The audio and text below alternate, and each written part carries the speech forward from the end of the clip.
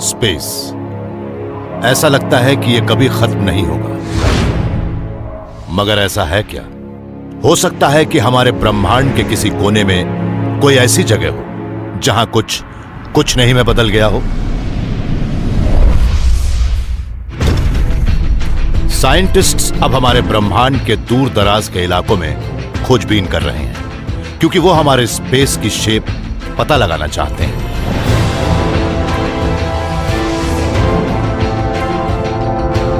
अब उन्हें कुछ ऐसे चौंकाने वाले सबूत मिलने लगे हैं जिनसे पता लगता है कि एक ऐसी जगह है जहां ब्रह्मांड न सिर्फ खत्म होता है बल्कि उसके पार भी कुछ छिपा बैठा है, शायद एक बिल्कुल अनजान एलियन।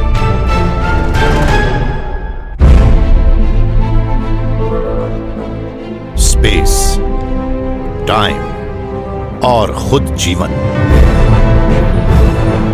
जानिए ब्रह्मांड के रहस्यों को थ्रू द वर्म होल।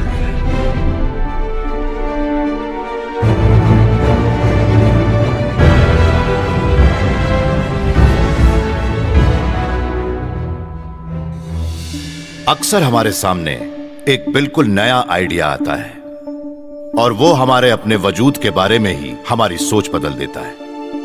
1543 में निकोलस कोपरनिकस ने साबित किया कि पृथ्वी ब्रह्मांड के केंद्र में नहीं है। 1920 के दशक में एडविन हबल ने देखा कि ब्रह्मांड की सारी गैलेक्सीज एक दूसरे से दूर भाग रही हैं, और जिससे यह कहा जाने लगा कि हमारा ब्रह्मांड हमेशा से यहां नहीं था, बल्कि वो एक जबरदस्त विस्फोट से पैदा हुआ था, बिग बैंग से। अब एक और बहुत बड़ा बदलाव सामने आने वाला है। हम बड़े लंबे समय से यही मान रहे हैं कि ब्रह्मांड साइज में इन्फिनिट है, मगर अब कुछ कॉस्मोलॉजिस्ट मानने लगे हैं कि नहीं, ब्रह्मांड तो फाइनाइट है। कुछ तो यह भी मानते हैं कि उन्हें उसकी शेप मालूम है। अगर हमें सचमुच ब्रह्मांड का छोर मिल गया तो हमारे सामने एक बड़ा ही मुश्किल और चौंकाने वाला सवाल खड़ा होगा कि आखिर उस छोर के पार क्या है।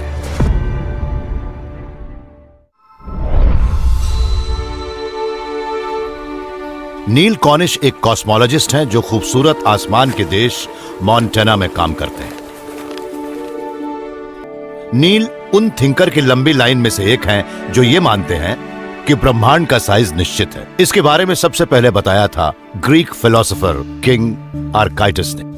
ग्रीक फिलोसोफर आर्काइटस ने इस बात की बहस छेड़ी थी कि हमारा ब्रह्मांड इन्फिनिट क्यों है। उन्होंने कहा कि अगर मुझे ब्रह्मांड के छोर पर जाना है और मैं अपनी छड़ी को यहाँ रखता हूँ तो ये ब्रह्मांड का छोर हो जाएगा, और अगर मैं अपनी छड़ी को यहाँ से यहाँ ले आता हूँ तो ये ब्रह्मांड का नया छोर हो जाएगा।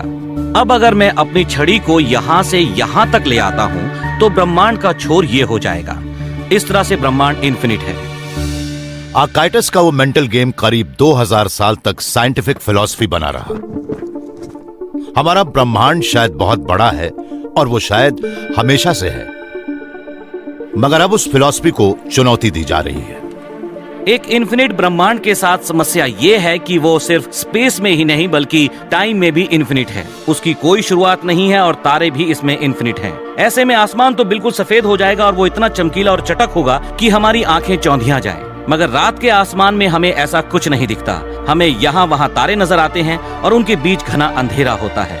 इससे हमें एक बात पता लगती है, ये बताता है कि हम ऐसे इन्फिनिट ब्रह्मांड में नहीं रहते जो इन्फिनिटली पुराना है। हमारे इस अंधेरे आसमान से ही हमें ब्रह्मांड के बारे में यह रेवोल्यूशनरी आइडिया मिला कि यह हमेशा से यहां नहीं था। वो पल जब हम आज जो भी स्पेस या मैटर देखते हैं वो वजूद में आए और वो एक पॉइंट से फैले।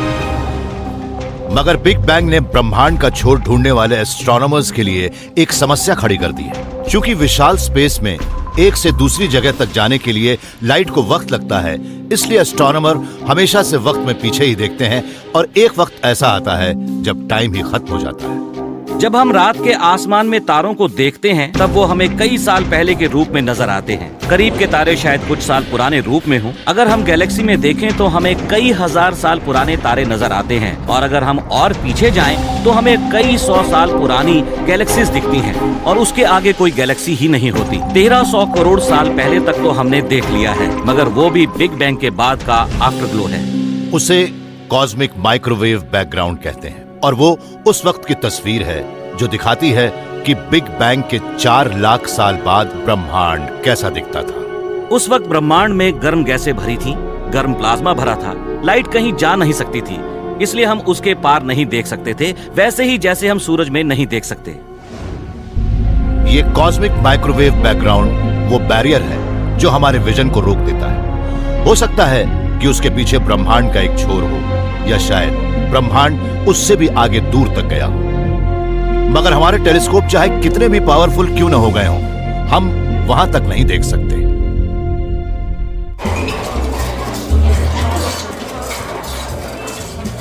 मगर ब्रह्मांड के छोर का पता लगाने का एक और तरीका भी हो सकता है। जियाना लेविन एक थ्योरेटिशियन है जो कुछ कॉम्प्लेक्स न्यूमेरिकल सॉल्यूशंस की मदद से साइंस के कुछ बड़े ही मुश्किल सवालों के जवाब ढूंढ रही है।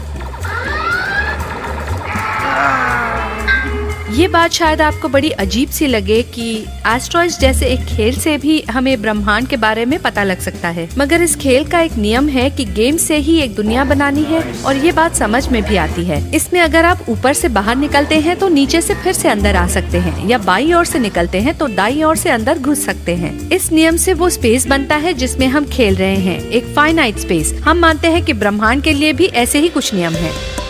आज कुछ साइंटिस्ट मानते हैं कि अगर हमारा ब्रह्मांड फाइनाइट है तो उसके छोर भी आपस में जुड़े होंगे, और तब पूरा ब्रह्मांड भी एस्टेरॉइड्स के एक विशाल गेम जैसा होगा। पृथ्वी का भी कोई छोर नहीं है, मगर वो इनफाइनाइट भी नहीं है। अगर हम उस स्पेस को मोड़ दें तो ये कुछ ज्यादा ही नेचुरल लगेगा। मसलन अगर मैं इस मेन्यू को मोड़ दूं और इसके ऊपर भी एस्ट्रॉइड गेम के नियम लागू करूं तो क्या होगा? मैं ऊपर से निकल सकती हूं और नीचे से वापस अंदर जा सकती हूं। इस मेन्यू को लपेटने और इसके छोर को चिपकाने के बाद ठीक ऐसा ही होगा। अब मैं इस मेन्यू को और मोड़ती हूं और इस सख्त मेन्यू के दोनों किनारों को भी चिपका देती हूं। इस तरह से ये एक बैगल बन जाएगा, न्यूयॉर्क का क्लासिक बैगल। और बैगल को किनारों से सिर्फ एक सिलेंडर की तरह नहीं जोड़ा जाता, बल्कि पलटकर उसके दूसरे छोरों को भी जोड़ा जाता है। हालांकि इस बैगल की सतह बिल्कुल फाइनाइट है, मगर इस स्पेस में रहने वाला कोई जीव कभी इसके छोर तक नहीं आ सकता, इसलिए उसे ये बाउंडलेस और इनफिनिट लगता है। अगर हम ब्रह्मांड के अंदर रहते हैं तो उसके बाहर नहीं जा सकते। हम अपने 3 डायमेंशनल ब्रह्मांड के बाहर कोई और डायमेंशन देख ही नहीं सकते। उसे कर पाना बहुत मुश्किल है, मगर हम यहाँ भी एस्ट्रॉइड्स गेम के नियमों को लागू कर सकते हैं। फिर हम तीनों डायमेंशंस के 3 नियमों के साथ एक और नियम जोड़ सकते हैं। पीछे वाले हिस्से से बाहर निकलो, सामने वाले से अंदर जाओ। अगर हम एक कॉस्मिक एस्टेरॉइड क्यूब में रहते हैं तो उसके किनारों को पता लगाने का एक तरीका है। उसके लिए हमें किसी स्पेसशिप में एक से दूसरे किनारे पर नहीं जाना होगा, बल्कि एक जगह खड़े रहना होगा और लाइट को ब्रह्मांड के चारों ओर सिमटते देखना होगा। अगर मान लें कि ब्रह्मांड इस कमरे जितना बड़ा है और आप इसके बीच में हाथ में एक लालटेन लेकर खड़े हैं, हमारे पीछे से निकलने वाली लाइट एक दीवार से टकराकर दूसरी तरफ से कमरे के अंदर आ जाएगी। ऐसे में आपको अपनी पीठ की परछाई सामने वाली दीवार पर नजर आएगी। अगर आप दाईं ओर देखेंगे तो लाइट बाईं ओर से आती नजर आएगी। ऐसा लगेगा जैसे यह कमरा आईनों में बदल गया है। आप चाहे जिस दीवार पर देखेंगे, आपको अपना ही अक्स नजर आएगा। जब हम रात के आसमान को देखते हैं तब हमें आईनों वाला यह हॉल नहीं नजर आता, मगर ब्रह्मांड इतना बड़ा है कि लाइट को इसका चक्कर लगाने में कई 100 करोड़ साल लग जाते हैं। स्पेस और टाइम का इतने बड़े पैमाने पर होने का मतलब है कि वहां दिखने वाले अक्स एक जैसे नहीं हो सकते।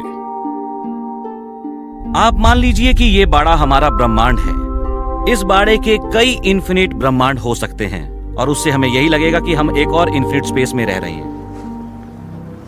लेकिन अगर ये बाड़ा यहां से 30 प्रकाश वर्ष दूर हो और मैं वहां देखूं तो खुद को वैसा नहीं देख सकता जैसे अभी देख रहा हूं। तब मैं खुद को एक 10 साल के बच्चे जैसा देखूंगा, क्योंकि मैं 30 साल पीछे देख रहा हूं। हमारी मिल्की वे करीब 1300 करोड़ साल की है। यह करीब करीब उसी वक्त से है जब से ब्रह्मांड है। तो क्या हमारी मिल्की वे की एक डिस्टेंट इमेज भी रात के आसमान में कहीं छिपी है और वो ऐसी दिख रही है जैसे 500,000 साल करोड़ पहले थी? अगर ऐसा है तो हम उस जवान ट्विन को पहचानेंगे कैसे?